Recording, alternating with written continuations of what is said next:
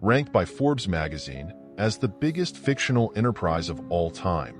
The combined Honnete Ober advancer Mercantiles controlled all forms of economic activities in the Dune universe. For more than 13,000 years, during the era of the Creation Empire and subsequently the Atreides Empire, numerous great houses relied heavily on CHOAM revenues, with a significant share of those earnings coming from spice melange. The organization was established by political and military powers, which both supported and were supported by it, as a response to the creation of the Spacing Guild, and it marked the true beginning of the Imperium. It relied on the Guild for transportation due to their monopoly over faster-than-light travel, but CHOAM controlled almost everything that the Guild transported, anything from common goods and newly developed technologies to the valuable spice, so the two entities were fundamentally intertwined. As it was stated by Frank Herbert himself, this enterprise is similar to the organization of the petroleum exporting countries, with the main product being the spice melange instead of oil. The spice was indeed the most important and sought-after product in the Imperium, but CHOAM was more than that. In Children of Dune, Alia Atreides said the following: CHOAM was much more than Dune, much more than the priesthood or melange. It was transportation and all of the super-complex commerce of an empire which encompassed thousands of known planets. But how was this economic powerhouse created? Before the Butlerian Jihad, there was no economic entity that had authority over the inhabited worlds. Every planet could engage in interplanetary trade and interstellar travel, everything operating outside any legal boundaries. The only problem being that space piracy was quite common. Following the crusade against the thinking machines, interstellar commerce plunged into a dark age due to the absence of computers to navigate the ships through hyperspace, resulting in a significant slowdown and increased costs. This led the economic activity between different planets to focus mostly on high-value small items, like luxury products, for maximum transport efficiency. With the discovery of the spice on Arrakis, the Spacing Guild quickly became the most powerful economic organization, as they were the only faction able to perform faster-than-light travel without using artificial intelligence. This caught the Emperor's attention, leading him to understand that the only practical way to handle them was through a mutually beneficial arrangement, so he called for a financial synod. With this meeting, the Emperor sought to address a potential alliance with the Spacing Guild and its role within the Landsraad. During the negotiations, the Guild's diplomatic representatives cautioned against trying to use the capabilities of the Guild for any reasons beyond the agreed terms. They emphasized that no political or military force could rival them in space, and any efforts in trying to locate and capture their home planet to use it as leverage would have them destroy the hyperspace industry. The Guild understood the benefits of reviving interstellar trade, yet they were also aware of the dangers involved in dealing with the Emperor and the Landsraad, as they needed to keep their closely guarded secret hidden from them.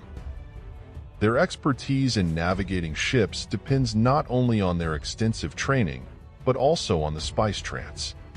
The Guild navigators became the drivers of the highliners equipped with Holtzmann engines, being able to guide the starships through a limited form of prescience gained from huge quantities of spice consumption.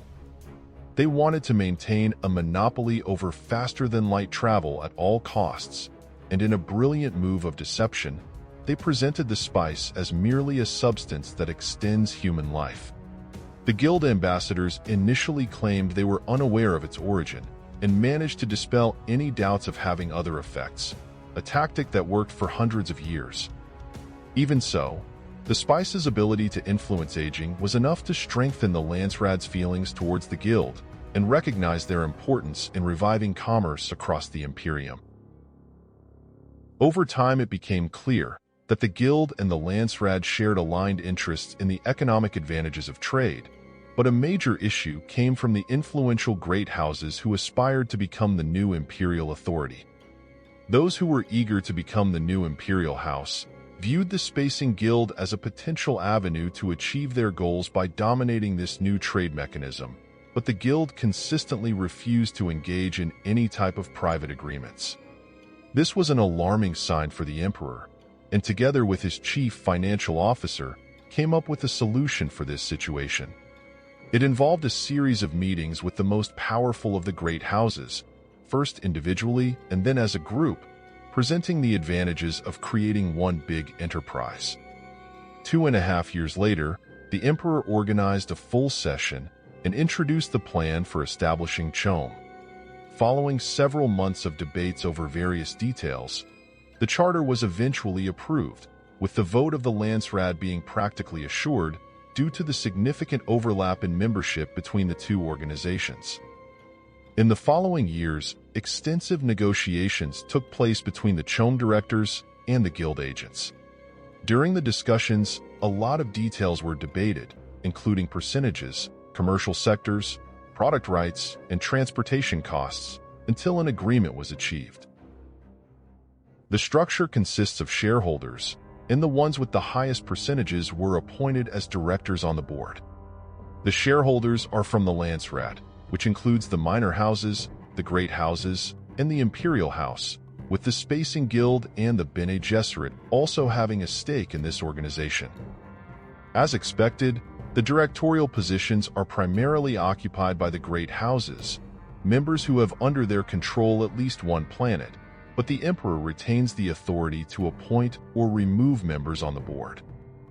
The share of the emperor was just 20%, being in the position where the Imperial House would need to rely on several other great houses to have a majority over the corporation. Initially, the directors of CHOAM were selected from the Landsraad High Council, but after several decades, the board's composition was revised to mirror the economic power held by each house. Any house conducting trade through the Spacing Guild, worth more than 500 million solari within a standard year, was eligible for a position on the CHOAM board of directors. Each year, a percentage of profits made from trading was set aside into a fund, which will then be distributed among CHOAM members according to their shareholdings in the corporation. The distribution of funds was only made after first accounting for any expenses related to the advancement of current trade or the creation of new markets. The establishment of this organization forged a vital link between the Landsraad and interplanetary commerce, solidifying their power and influence, and it became the key characteristic of what it means to be a great house. Over the next 500 years, the Empire's economy flourished and expanded more and more, eventually controlling all habitable planets within the navigational reach of the Guild. As trade reached the farthest points, the costs became enormous, and the profits started to decline. The initial impact was felt by the weaker members, who started to face difficulties. Approximately 200 years after the economic growth rate began to slow down, the membership of the participating partners started to change. Some members appeared in CHOAM meeting records as independent voters, and it wasn't long before those houses disappeared from historical records altogether. Anyone who attempted to challenge the system was vanquished by the superior military force of the majority partners. A more significant sign of internal discord was evident in the emperor's voting patterns. Initially holding just 20% of the votes, the share of House Carino had grown to 25% over the last 5 centuries, and by wielding influence over certain members, he effectively controlled around 35% of the partners' votes. Although this did not constitute a majority, the great houses could not ignore this trend, given that the emperor was frequently able to sway at least 15% of the votes to his side. Even though the emperor's influence in the directorate meetings has been steadily increasing throughout the entire 10,000-year reign of House Carino, neither he nor his supporters ever held more than 60% of the votes, with the emperor himself never exceeding 40%. After House Carino was defeated by the Fremen in the Battle of Arrakis, Paul Atreides became the new emperor, but the administration of CHOAM was not immediately impacted. House Atreides simply gained the shares of the former Imperial House, which at that time was 38% of the Directorate's voting power. The dramatic shift in CHOAM's operations came from the campaign waged against the numerous houses that rebelled against the new regime. House Atreides acquired the shares of all the partners that were destroyed during the Holy War, and for the first time the Imperial House achieved a decisive takeover of CHOAM, holding 51% of its shares alone. During the 3,500 years reign of God Emperor Leto, CHOAM saw a decrease in its influence and power, similar to what happened to all other organizations under him, and soon after his death, the impact of the Golden Path started to become clear. The Spacing Guild no longer held a monopoly over faster-than-light travel, Ixian no ships providing a superior option for interstellar travel, as those ships didn't rely on the spice for navigation. Following the Great Scattering, the Imperium was no longer governed by a single dominant force. CHOAM had largely fragmented into several regional trading networks, and many planets now operate under self-rule and democratic systems.